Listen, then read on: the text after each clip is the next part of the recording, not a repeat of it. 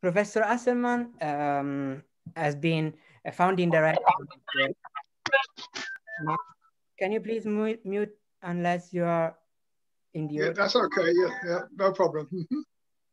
So Professor Hasselmann has been a long-standing researcher and scientist, director of science in the field of oceanography, climate, atmospheric sciences, dynamical systems, numerical modeling, and so forth.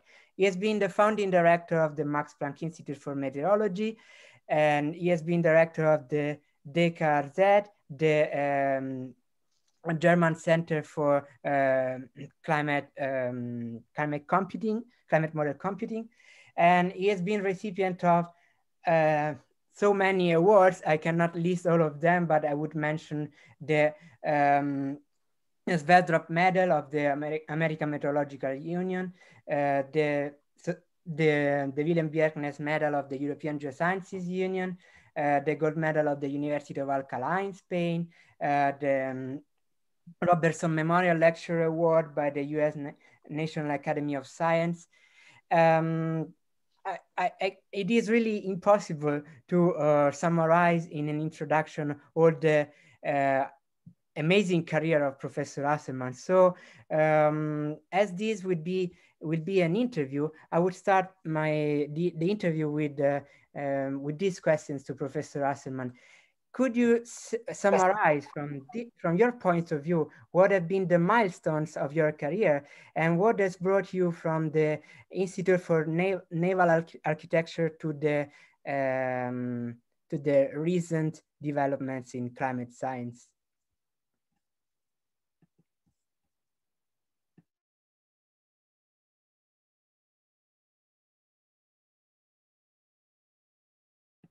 Hello.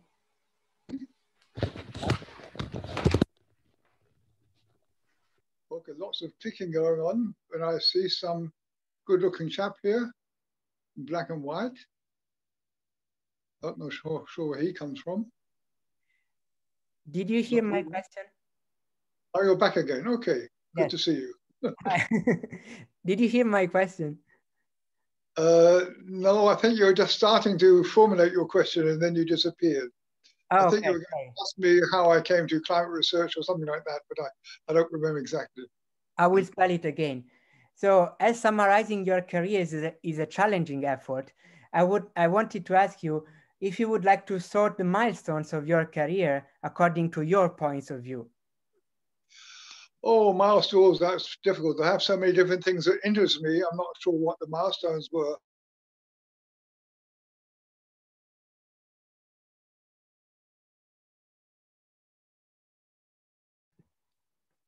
I think we lost you for a while.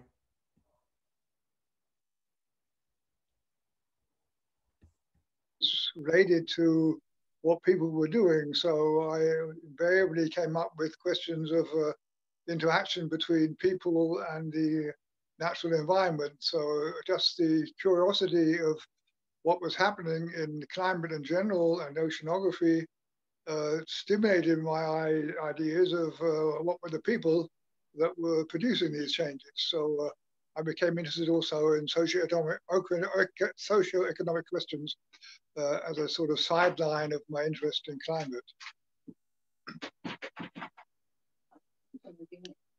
Could you understand me? Yeah, we lost the first part probably, but I kind of understood, I think, right. For the audience. Shall I repeat or is it okay?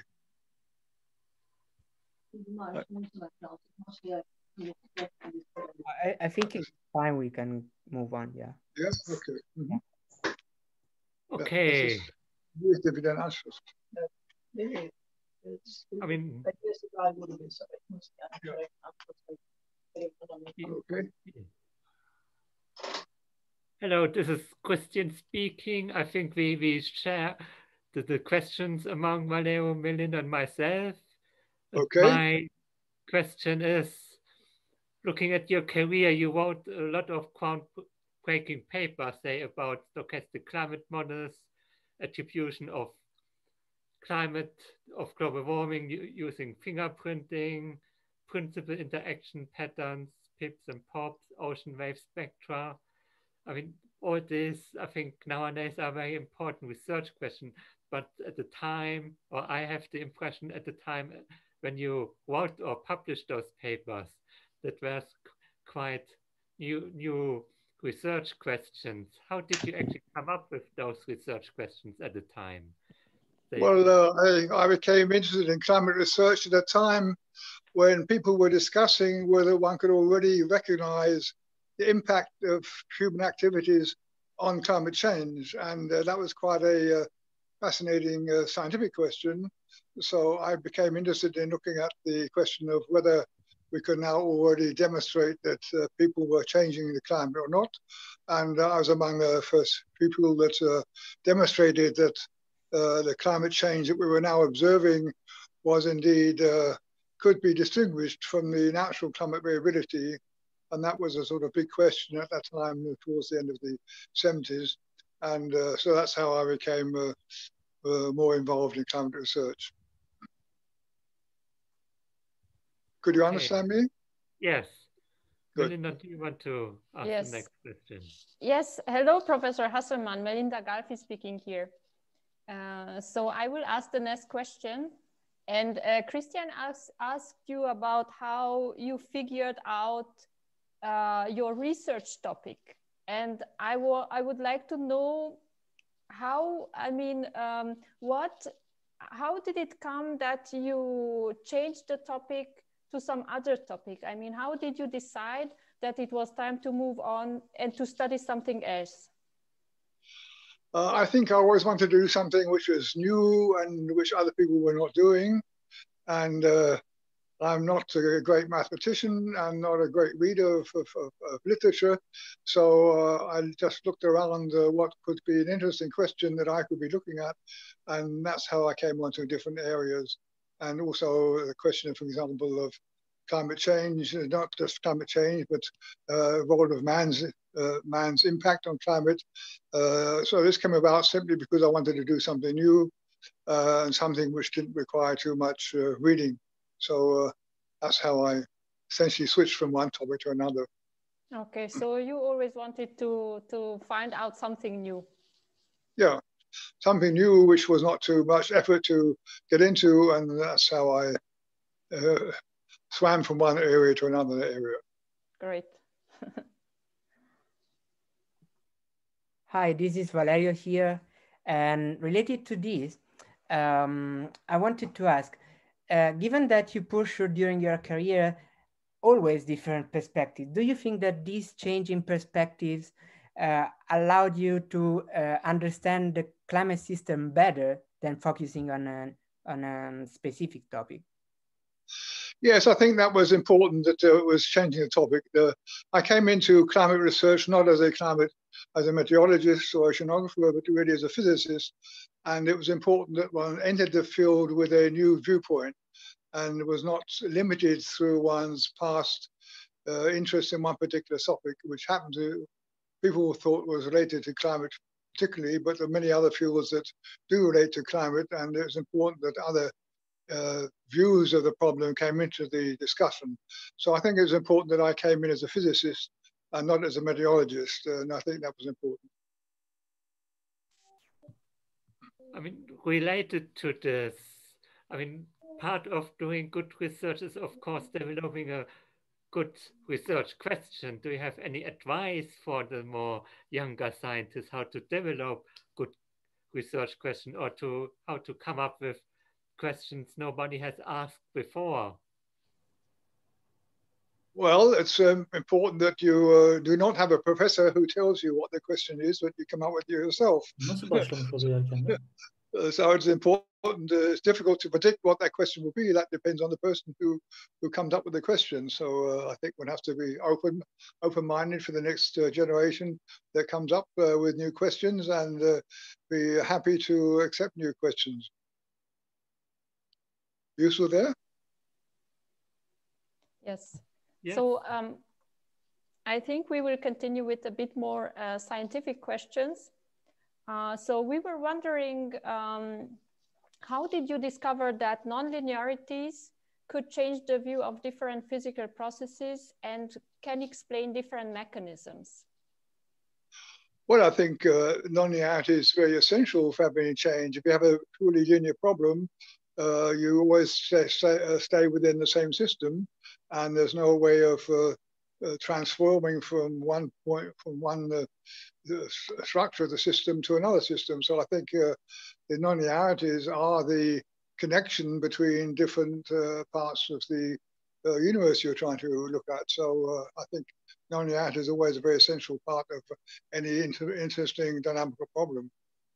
And at that time, was it already normal to consider nonlinearities, or was it something new? No, I think it was quite normal. I was interested in turbulence at that time. I still am. And turbulence is basically a very strongly nonlinear problem. And so essentially climate change and the impacts of different components on the climate system were simply one nonlinear system that was interesting to look at.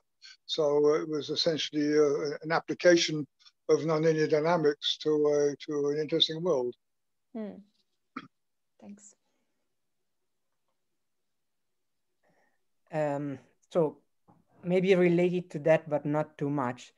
What is your view on stochastic versus deterministic climate modeling? Do you think they are something separate, or is it possible to reconcile them, and how to reconcile them? Well, I think it can be reconciled. I mean, stochastic simply means that you have more than one component and several components, and you don't know exactly which component is the most important one. So you look at statistical aspects of the problem, and you automatically come into a system where you're looking at not just one particular solution, but an ensemble of possible solutions where you have to look at the statistics of this ensemble. So as soon as you accept the fact that the actual cause of the change is not well known, but can come from a number of different sources, you automatically come into the statistical way of looking at the problem, and that leads you to the stochastic formulation of climate change. To follow up on the stochastic models, I mean, you wrote one of the first papers on stochastic climate models. Back at the time, did you already think about possibly including stochastic terms in ECAM? I think Ed Lorenz once mentioned that in the future, climate models also should contain stochastic terms. Was this something you also were thinking about at the time? No, I think I was thinking about it, but I was not thinking about particular vocabulary of how to describe this. But the fact that the weather system was a very variable and unpredictable system where small changes in the initial conditions produce large changes after a few days or so was an idea which was quite familiar to meteorologists and also oceanographers. So if you're interested in anything that involves things going on in the world, you automatically come up with statistical concepts. So I don't think I did anything particularly new when I started looking at stochastic climate models. But, maybe I just used the term which came into more use at that time. But the basic idea that you have to look at these things from a statistical point of view was really around all the time from what meteorologists were doing.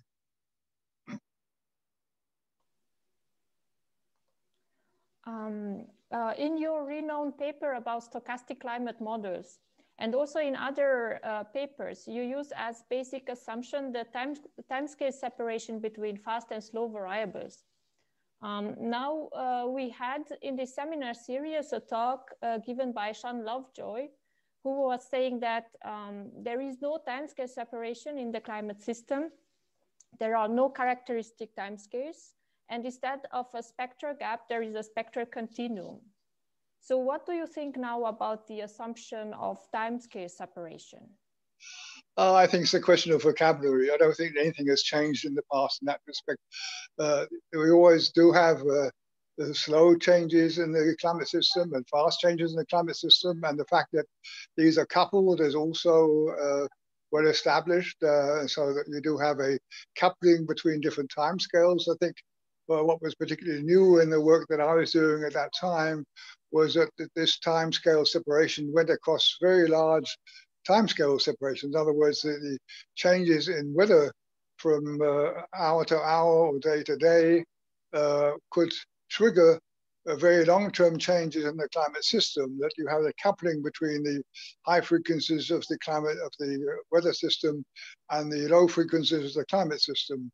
And this is something which is sort of trivial nowadays. I think nobody would argue about it, but I think at that time it was not so well established that we could have a driving of the low frequency climate change variations by the high frequency weather variations. I think that was a particular component of looking at the problem that I introduced at that time in the late 70s.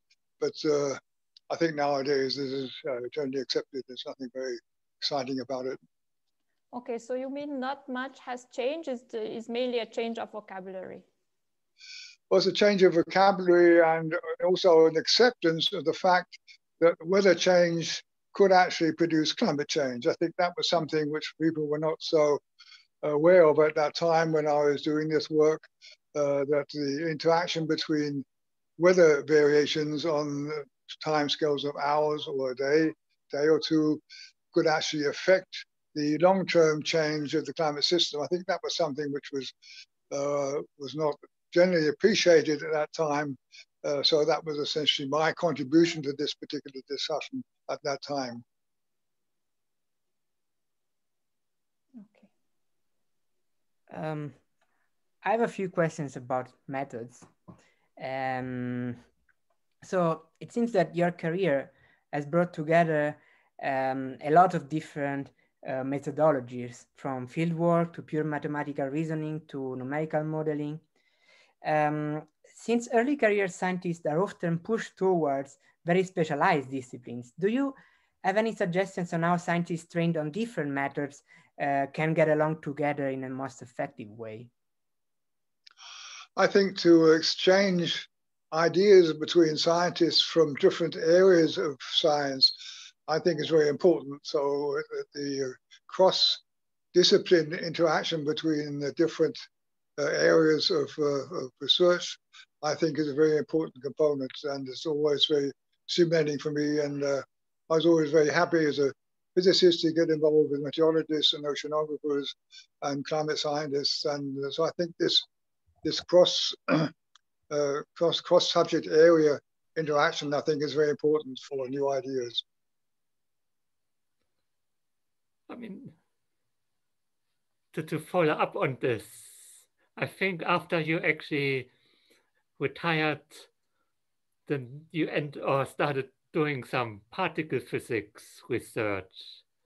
Do you think, or are there any climate science methods which might have helped you in doing particle physics? And are there maybe some methods from particle physics we might be fully used in climate research? I don't think any particular methods, but I think the fact that one is open for different ways of looking at things is very important. So I was always convinced that I would be a great particle physicist to solve the particle problem, which never worked out, but it was always very stimulating to work in other fields and see how people discuss things. So I think to be open for different areas of research, I think is always very important and very stimulating. And I think that my main contribution to climate research was simply because I came into the field not as a meteorologist, but as a physicist. So I was much more open to different new ideas than the actual normal meteorologist was. So I think it's very important that one studies one particular field very well, but also is open for the ways of thinking of other areas of science. Do you think that the openness is more important than, say, the way of thinking you were taught as being a physics student? I'm not sure I understand. You say that the payoff was being a physics student, or? Well, I mean, if you study physics, you probably also get educated or start to think about problems in a certain way, which might be different than if you study meteorology. I mean, I don't know. Yes, that's what I was trying to say. I think physics gives you a broader way of looking at problems, which you need. If you look at meteorology or oceanography or geophysics in general, I think it's important that you have a broader education in physics in general before getting into the particular field. I think that is important. Yes. Okay. So now comes a general question about scientific progress. Some ideas prove to be incredibly resilient throughout the years, to the point that there is a feeling sometimes that much of what is being discussed now has been already discussed in the past. What do you think about it? Is the development of science monotonic, or would it be better described as a succession of concentric circles? Well, I think the latter is more appropriate to concentric circles, but I'm more optimistic in the sense that I think these circles tend to be larger from generation to generation. So I would not deny that we are making progress in science, but it is true that one keeps coming up to the old ideas again, in a new color, a new form.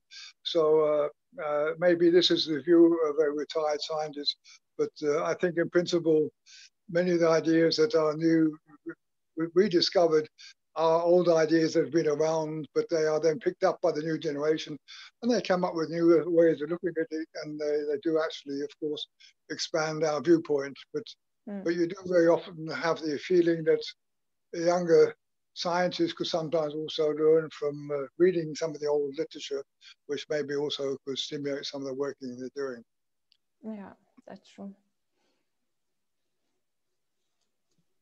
Okay, I would ask one more question, and then I would open for questions from the audience, because I saw that there are many and we started late, so I would cut it a bit short if the other panelists are okay with that. One question is, anthropogenic climate change has now reached consensus among the vast majority of climate scientists, but that was not the case when you started to get interested in this topic. How did the community, in your view, came up with this consensus? How do you feel that your work on feedback equations, the response functions, and stochastic noise contributed to that? No, I think I was in the fortunate situation at that time where everybody was discussing the problem that mankind was changing climate, but the demonstration that really wasn't true, and that one could distinguish between the impact of man on climate and natural climate variability was something which was very much open to debate at that time. And my particular contribution was that I developed the appropriate mathematical techniques to distinguish between natural climate variability and variability that had been introduced by man. And so this is really a question of how you analyze the data and the data produced by models in order to be able to detect the influence of man on climate change. But at the time, the late 70s, when I was doing this work, it was not at all clear that man had already changed climate, although everybody was saying that man was manipulating the climate system. The actual demonstration that the climate change that we were observing was not just natural, but was man-made, was at that time very much open. It wasn't at all clear whether man's impact on climate had been detected. So my particular contribution was to help develop the methods to show that man was indeed changing climate change. So there's a question of signal-to-noise analysis techniques, which was, well, that was my particular contribution.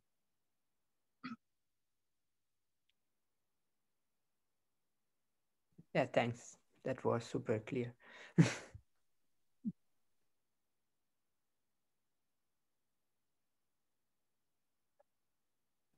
How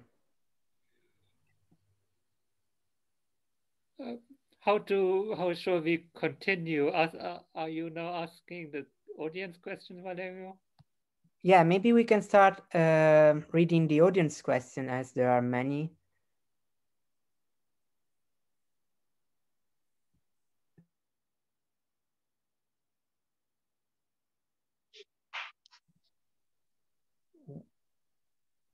Would you start, Christian, or shall I read them? Maybe you start. I have to see who the first question is. Okay, so as I have it, I will start. So there's a question from Athanasia Nicolau. Did the particularity of Hamburg's local climate affect your research in a way, for instance, your interest in oceanography? I'm not quite sure that I understood the question. Do you mean whether my climate research was accepted by the scientific community, or what was the question? I think it refers to the research environment and also probably of Hamburg climate. I'm not quite sure that I understand the question, but anyway, I had an enthusiastic interaction between the other people in my Climate Research Institute, and so I was never bored with enough scientific interaction. So I was very fortunate in having a newly created institute with young, interested scientists and a few experienced scientists too, with whom I could interact. So in that respect, I had plenty of interaction, but I'm not sure whether that was your question or not. I think it was referring also to weather and the fact that Hamburg is a port city, so its economy is pretty much related to its climate. No, I think the actual interest of Hamburg as a city was not particularly great. The university was interested in what I was doing, so I had interaction with the academic community. But climate as a port, as a city, Hamburg as a city was not particularly interested in what I was doing. They just were happy to have a scientist working on an accepted Max Planck Institute. But I did not have very much close interaction with the Hamburg community as such. Other people in climate research had more interaction than I had at that time.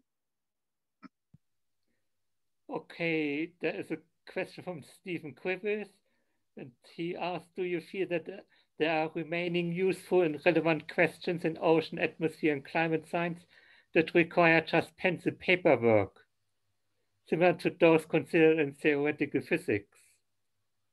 I'm not quite sure that I understand the question. You mean whether are there still some cutting-edge questions left which would not require big numerical models?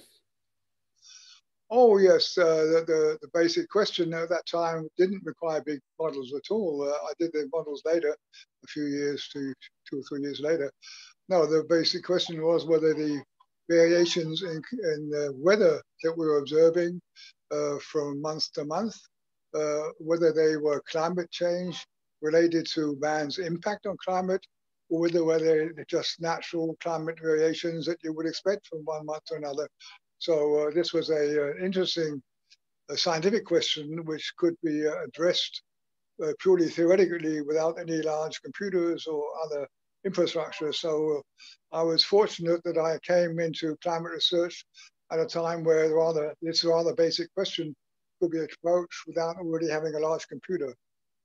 Yes, but I think he asked if now there would still be such questions in climate, atmosphere, ocean science left, or are we now basically forced to use numerical models? No, I think we now know that man is changing climate, and you always have a few people around like Trump and so forth who claim that this is not man-made climate change, but the question of separating between the natural climate variations from year to year or month to month and the change of man's impact is something which I think the climate scientists now have well in their grasp.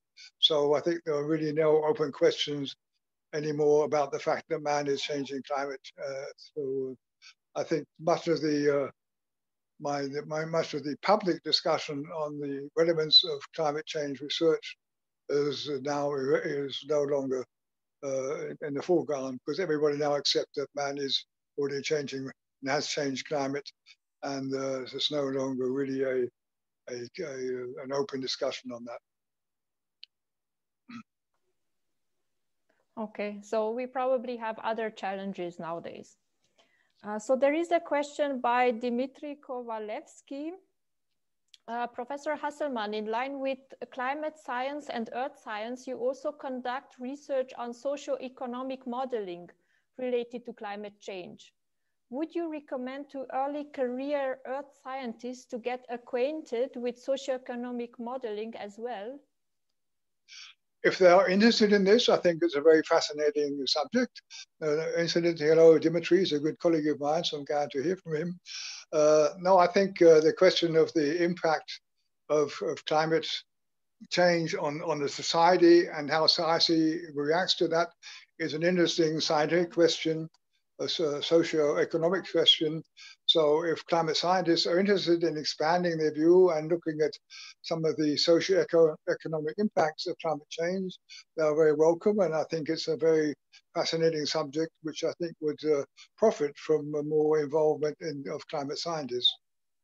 And you would recommend that also to early career scientists? Yes, if that's what their interest is, I think they can find jobs in that area. I mean, there are plenty of areas where the impact of climate on society is important for the economy. And so I think if they are interested in that field, they also have a good chance of being employed in that area. And so I would certainly recommend scientists who would like to do that to go into the area. Thank you. Okay, the next question is from Nick Watkins. You mentioned your interest in solar wind turbulence in your AIP interview. Did your interest in space physics help you with climate or vice versa? I'm not sure if I quite understand you. You mean the relation between turbulent theory and climate change, or what is the question? No, he's referring to the AIP interview where you were mentioning your interest in solar wind turbulence. And he's asking if this interest in space physics helped you for the study of climate or vice versa. Yes, I think there are many mathematical similarities, of course, between studying climate and the interactions between the complex system on different linear scales. And I think the climate system in that respect is typical of other systems, socio-economic systems also.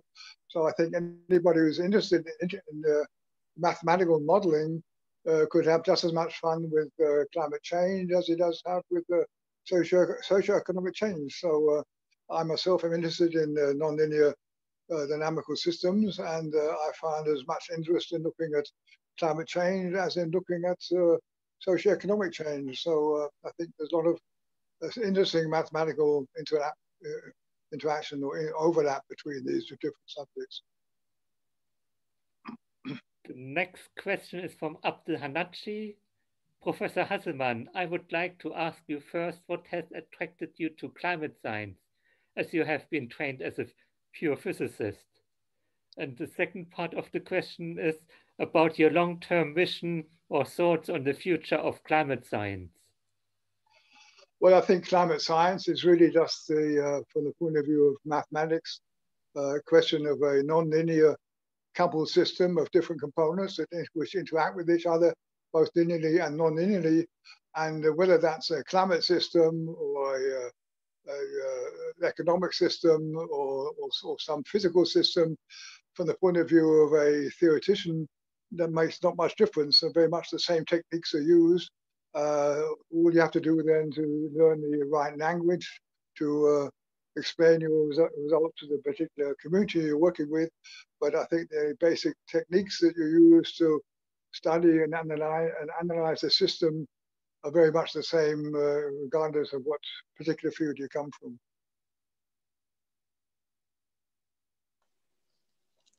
So a question by Stéphane Goyet.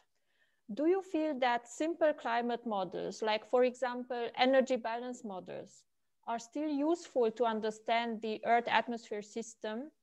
And how develop them further to better capture the anthropogenic influence on the planetary temperature? So do you think they are still useful, and how to develop them further? I think it's always a good approach to modeling to start off with a very simple model that captures some of the main features that you think are important. And then you gradually expand that model, including new components and new interactions, and make it more and more complex. But the concept of having a spectrum of models from very simple to very complex, I think is very helpful in understanding how the different models work, and also in distributing the results of your analysis to the wider community in a language that they can understand. So I think the idea of a spectrum of models from very simple to very complex, I think is a very useful concept, which has been used in climate research and weather forecasting and so forth. And I think is a good idea in general. And do you think that it makes sense to develop further energy balance models? I don't think they have to be developed further.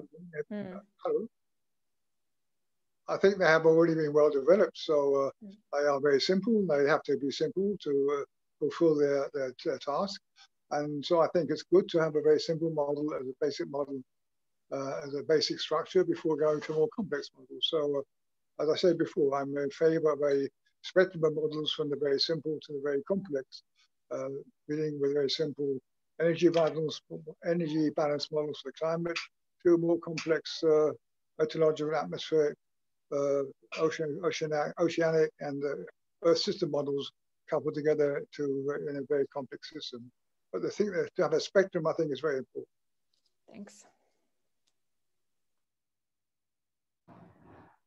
So there's another question from Abdella Nachi, which is a follow-up to the previous one. If you can go back 30 or so years, what scientific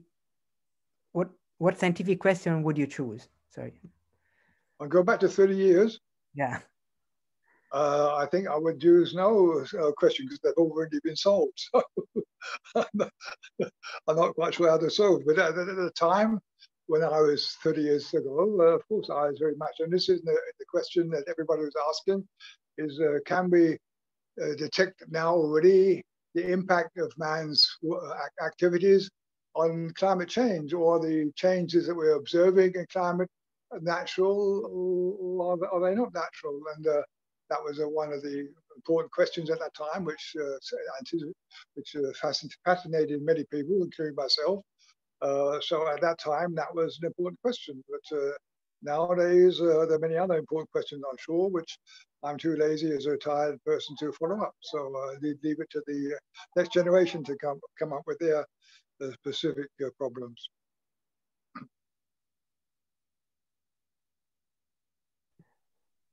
Okay, there are no other questions from the audience. It is 3:30, and I don't know. Do you want us to close now, or otherwise I would ask one more question for my personal interest? Well, suppose I ask you to close now, you'll be very disappointed. So I won't say that. I say you ask your important question, and I'll see if I can answer it. So I will take the chance. Yeah, my question is, when did you realize that it was time to invest money and resources into high-performance computing? To form a company? No, high-performance computing. Oh, high-performance computing. Oh, I gradually drifted into that. So when I became director of the Max Planck Society in 1975, everybody expected me to immediately come up with a big computer. But I said, no, give me 1 or 2 years to think of what my problems should be, and then I'll come up with a big computer. So I think once you have clarified what you really want to look at, and whether you can solve these with simple problems, with simple models, or whether you really need a big model, once you've really demonstrated that you need a big model to solve the question that you are being posed, then I think the time to come up with a big computer. So what happened when I became director of the Max Planck Institute in 1975, everybody expected me to immediately ask for a big computer. I said, no, give me another couple of years before I do that. So we had some basic theoretical work first, and then we came out with a big computer 2 or 3 years later. So I think the big computer will come up automatically when you know how to formulate the problem exactly. Yeah, thank you very much. Okay, so I think I would thank Professor Hasselmann and the audience for being so patient and being with us until the end of the interview. And the recording of the interview will be uploaded on the YouTube channel as usual. And I am announcing here the next seminar that will be by Susan Solomon on the 3rd of February at 4:30, not 2:30 this time because of the mountain time. And it will be about the ozone hole. So thank you everyone for attending and hopefully see you next time. Okay, thank you.